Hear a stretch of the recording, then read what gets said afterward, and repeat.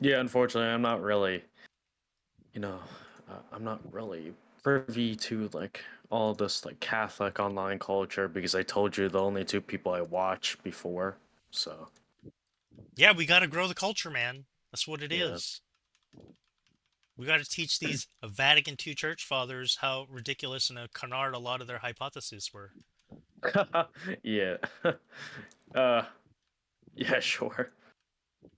No, I mean, that's case in point. I know you've heard me on other issues, but Mhm. ecumenism is another issue. They need to Yeah, I know it's clarify what another the issue. fuck they mean by ecumenism, because to me, it's just a fucking canard at this point.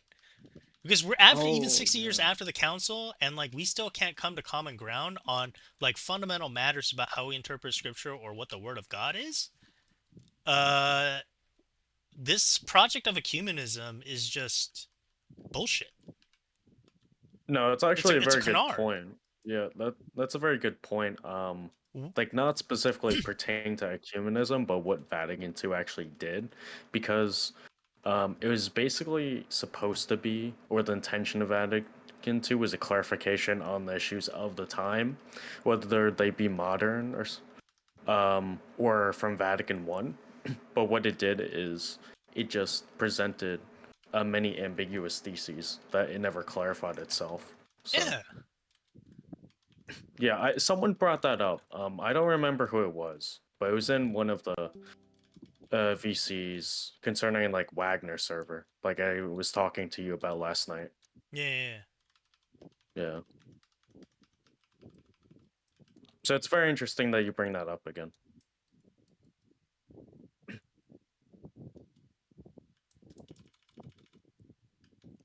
Like there's an authentic sense of ecumenism.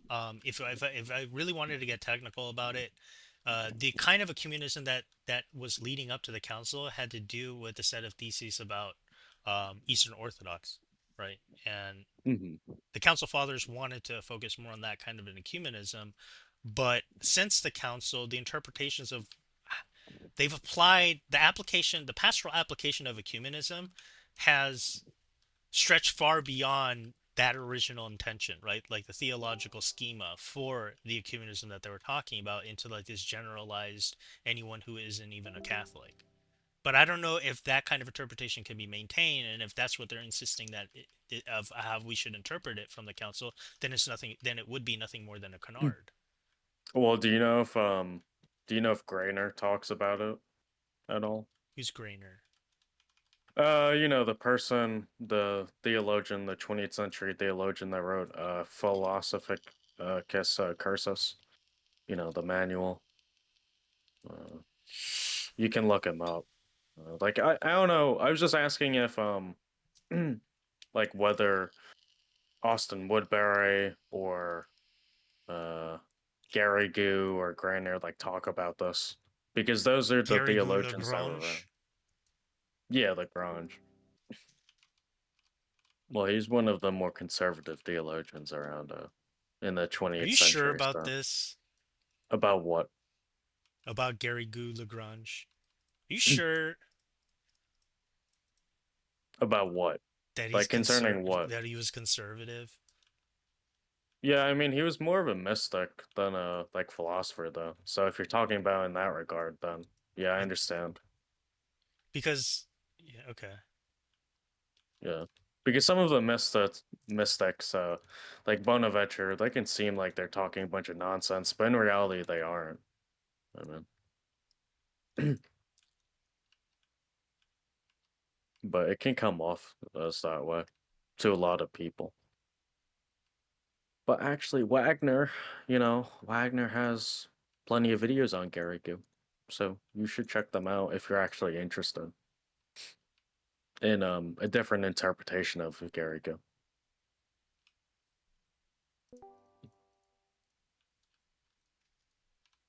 Pussy ass nigga, I told you I'm back. You want to see a cock ring now, bitch ass nigga? Yeah. All right, Okay, fraud. we're That's gonna the test second the. time you've done this. You're just gonna get a perma mute. Bro's tweaking. Wait, let me test out the feature Abysmal. Oh, okay, so that's how you Yeah. do it. So Yeah. only my bans are permanent. Only yours? Only guest Yeah. room owners? Yep. Oh, I didn't know that. Okay.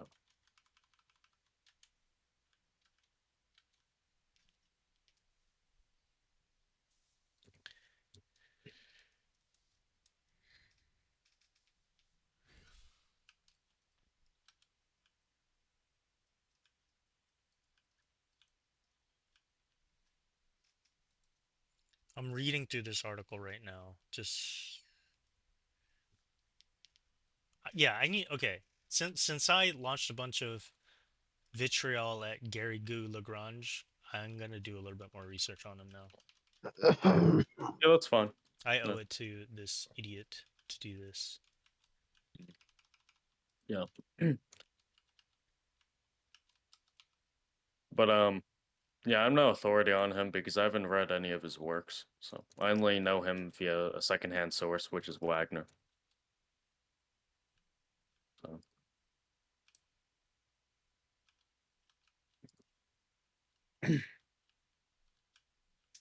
But yeah, back to why I was bringing it up in the first place. I was just asking if you read any 20th century theologians, because ecumenism would obviously be more relevant to them since they were around during Vatican II, so or just before it.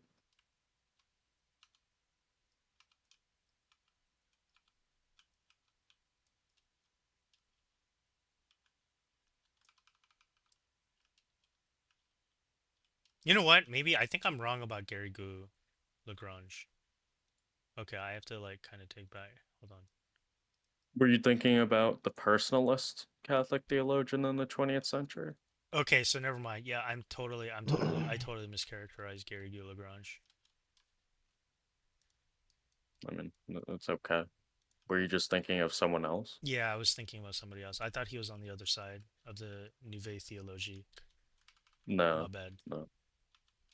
Yep. That's all good. Uh-oh. I'm gonna have to do some repentance now and actually read a shit. Sorry, Mr. Gary Guru. So I'm not sure if you're familiar with like the ecclesiastical theology at the time, because No, have you read Yves Congar? no, Have you read Hansers von Balthasar? no. No, S my main area is patristics. So, Okay. yeah. Yeah, so Garrigou Lagrange was in fact the Thomist representative at the council. Now I can see. So, are you familiar with the Nouvelle Theologique? No, Okay. This is the new theology, okay? yeah. It was a movement, right, in the ecclesiastical circles, like leading up to the council, represented by Jacques Maritain, Mhm. um, Yves Congar, von Balthasar, and even Karl Rahner. But Karl Rahner was like younger than them, okay? So he was like pretty much like one of their juniors. And it was the French school of theology, right? That's why it's the Nouvelle Theologie, which means the new wave of theology, the new theology, right? There were a school of thought in the French ecclesiastical theologians that were criticizing the Manualist tradition of the Catholic Church. They felt that the rigidity of Pius X on Thomistic doctrine kind of contributed to the ossification of the uh, the activity of speculative theology as it relates to de fide doctrine. So they attacked a lot of not the Thomistic uh, philosophy itself, but a lot of what they were arguing were uh, incoherencies or incongruities between the manualistic traditions that claim to be Thomistic that followed after Pope Pius X. Am I making any sense on this? Because Pope Pius X, I believe, is the Pope who canonized St. Thomas, right? No, I think he was canonized in like the 14th century. Was he really? Okay. Yeah. Although, I mean, I may be wrong. It's on his Wikipedia page. Okay, hold on. Let me take a look at what I'm trying to talk about.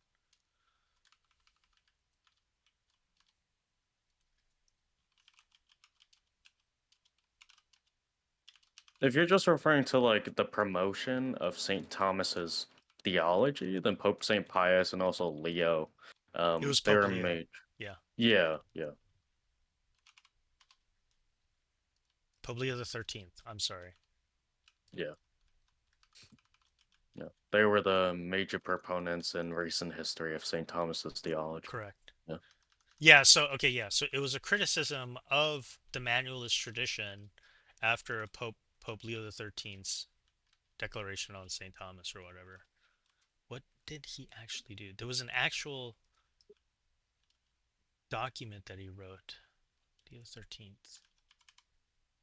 Are they the reasons why our priests and bishops are so diluted in their Aeterni knowledge? Patris. Turnus Patris. I mean, I Yeah, still don't know what that is, but it's an encyclical. oh, okay. Let carefully selected teachers endeavor to implant the doctrine of St. Thomas in the minds of the students and set forth clearly his solidity and excellence. So this was seen by the right. So the accusation from like the French theologians was that this had led to an ossification of church doctrine according to the mind of one particular philosophy to the exclusion of others. And they attacked the Manualist tradition. And Cardinal Ratzinger was part of this movement as well. Mm-hmm. And so Wait, Gary Grew Lagrange was like literally the only Thomistic guy trying to engage them on this. So yeah, I was wrong to kind of mischaracterize Gary Grew. mm-hmm. I thought he was. I think I may have Wait, confused Gary him Goo with was he. the only one? Grainer didn't engage with them? I don't know who that is either. Look up Henry Grainer with an I. Okay.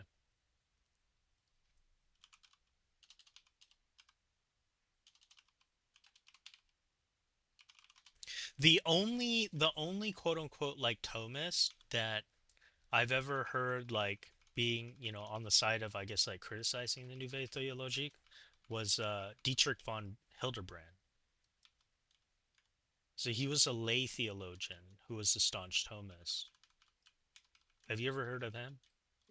He criticized Um, Vatican II a lot. He no, I don't think I have. Can you post his name in the side chat so I can just look him up? Because I might remember his picture if his Wikipedia page has a picture. and his wife was a pretty decent theologian as well, well accredited. Mm. No, I don't know who this is. I don't.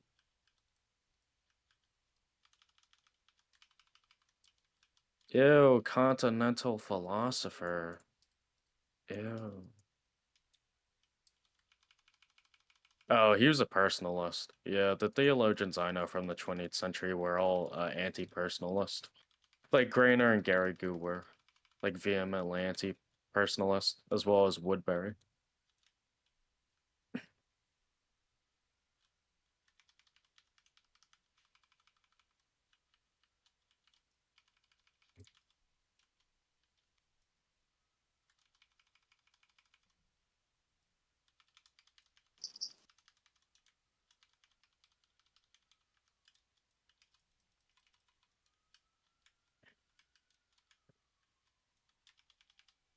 Was he condemned? Or Von Hildebrand? yeah, No. okay.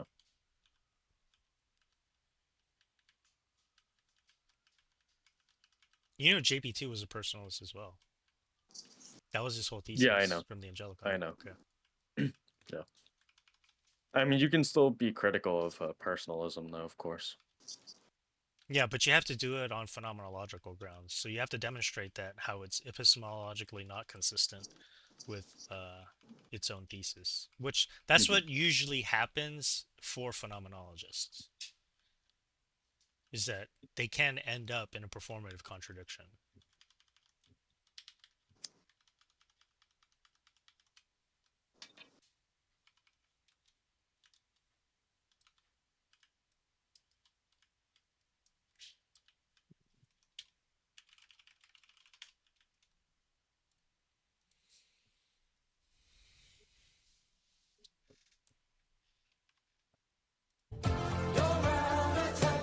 Wait, so Abysmal, have you read any manuals? What's that? Have you read any manuals? No, I have not. You have not. Hmm. Like I've Seem- like looked over them, but I didn't really spend a lot of time with them because the only place where you can actually find that are like in libraries at seminaries. I mean, they're literally all online. Are they So really? Oh, okay. yeah, That's they're on cool. isidore.co, man, an archive. Isidore. Yeah, I'll post in side chat. No, Interesting. That's a really good no, job. Like I'm a fan of the manualist tradition. yeah. I mean, yeah. Actually, I have a physical copy of the Sacred Theologia Summa, or like one volume of it, like right next to me. Actually, it's in my pile of books. Quite expensive to buy though.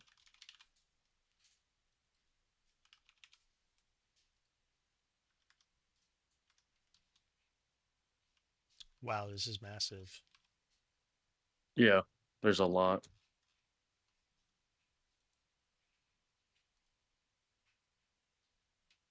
Not all of it is in English though, so you have to look for the ones that are. Yeah. That's what I mean is like well, I guess that's kind of what I was trying to get at is like a lot of the English translations because most of the like they all have been translated into English. It's Yeah. just that those books have been out of print for a while. Mm, yeah, some of the more obscure ones. So, Yeah. Like the let best me. way that I put it to is like this, right? Like Yeah. theologians like Pope Benedict, Yves Congar, Jacques Maritain, even if their criticisms were valid, they were you have to realize that all of those priests and those particular theologians they grew up in the within the manualist tradition, right? And it's Mhm. pretty ironic how they argued against it, right? When it was literally part of their formation. And like that was part of like that liberal movement that Cardinal Ratzinger, wanted to move away from himself. But that only happened after the council, where like, but that movement was about removing all the manuals from Mhm. priestly formation. So after the council, like they got rid of a lot of the priests because of that, Yeah. who wouldn't give up the manuals.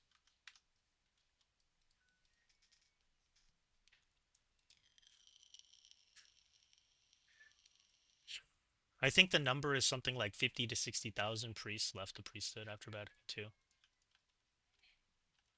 That's a lot. Yeah, Like it's a pretty lot. astonishing. Yeah.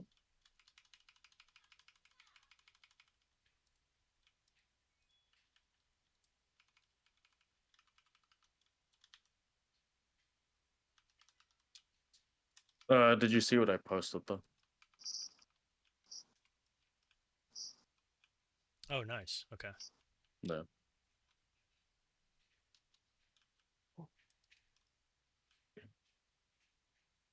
And you can all look them up.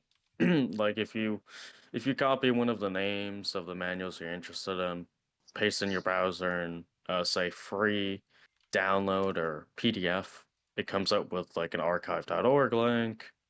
You Okay. can go on another website to search for it, and it would be free online. Or you can try and look for an Isidore. Bunch of free ways to get these materials.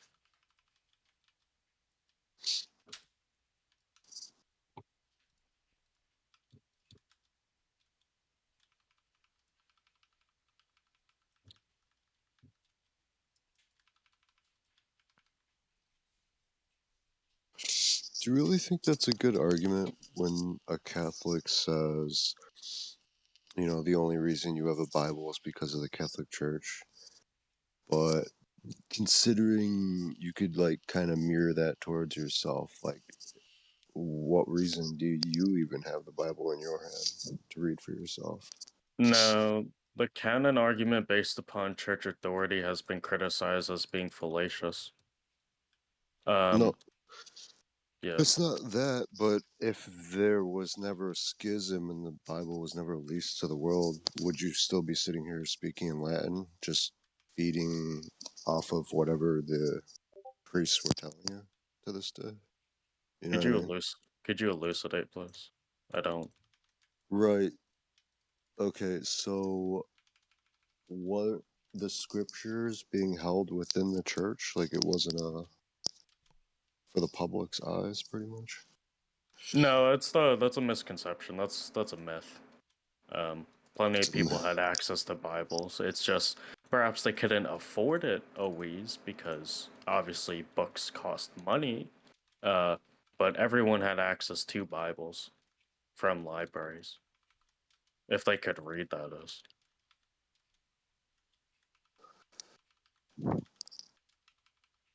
Which most people could. So yeah, Okay, I'll just take your word for it, I guess. yeah. I mean, yeah. I'm gonna see about this myth. Damn, It's dude, we definitely go ahead. yeah. No, it's fine. You can Definitely what?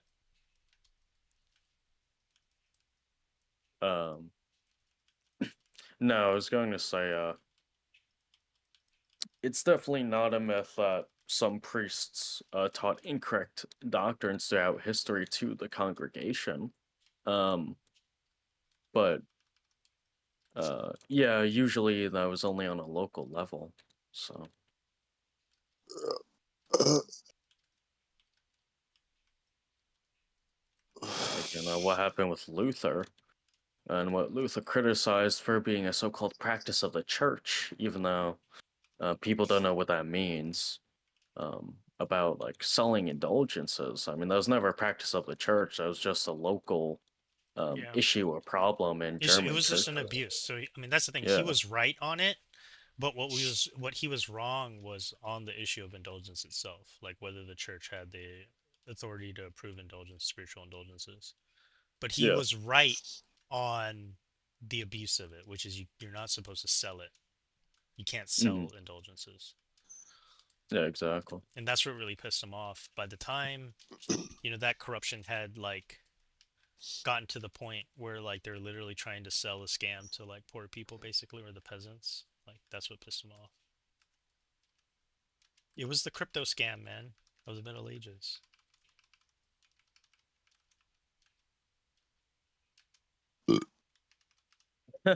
Crypto scam of the Middle Ages, nice.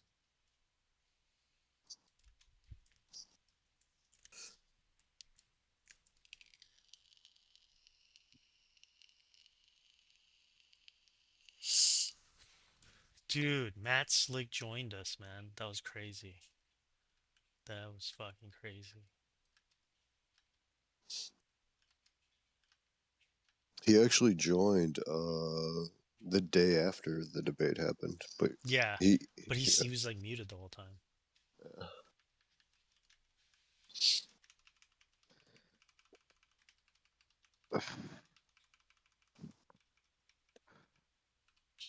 He just has like really crazy vitriol against Catholicism. We're like damned to hell, for being Catholic. We're idol worshippers. We're actually pagans. According to his doctrine of predestination, none of us are gonna go to heaven. We're already damned to hell. Like, okay, that's so you have to explain yourself. You know what I mean? Mhm. I mean, you should take him less seriously when he says we're just a bunch of idol worshippers. Like, I wouldn't even give him a moment of time at that point because no one actually believed that throughout history. So, Yeah, they did. That was the whole iconoclast controversy. And oh well, a small group of people did. My apologies. Yeah. well, people like to talk about like the Libri. What is it fucking called again? The What, Libri. the Counts of Hierro? No, no, no, no, no. The Libri Carolingi. Oh yeah, composed by like Saint Theodore. Yeah. Yeah.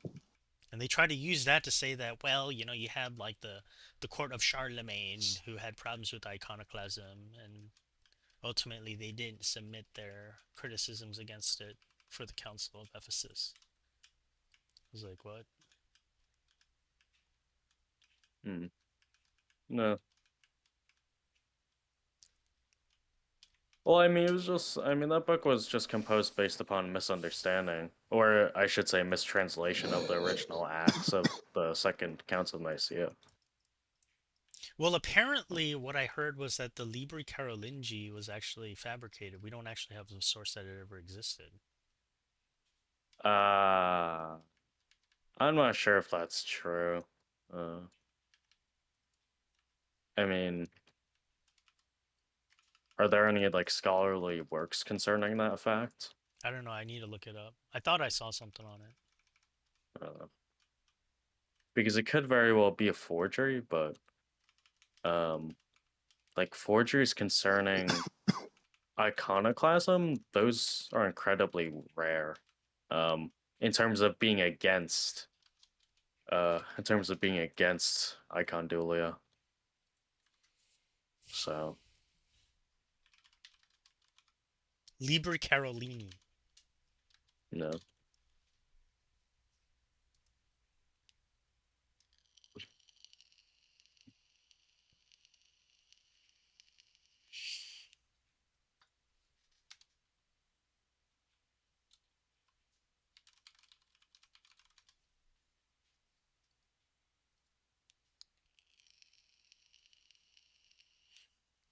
Yeah, so here's what New Advent has to say about it. Purported to be the composition of Charlemagne.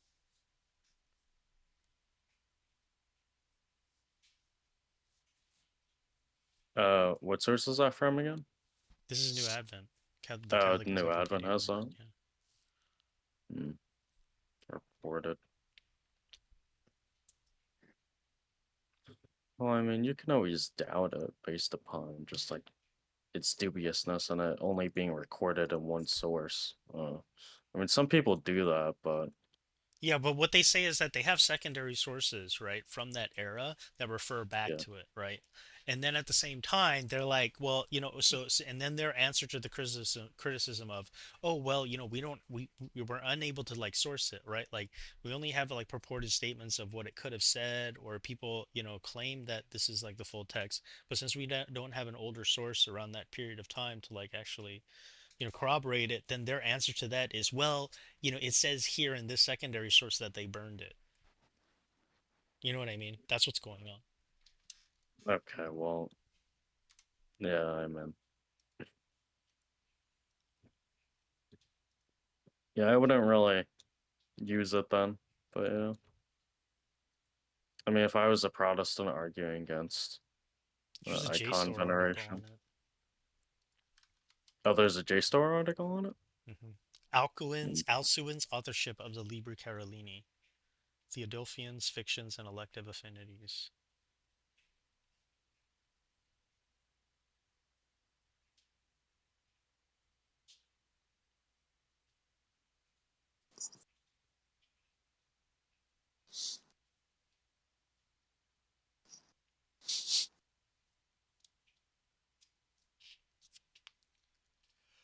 I mean, you might be young enough to have access to JSTOR. I don't know if my university has access. I'll check that. If you do, can I get a printed copy? Thank you. Or can you Yeah, scan a sure. copy to PDF? Let's go! Yeah, I mean, my library might have a scanner, but I'll I'm be not right sure. back. Log in.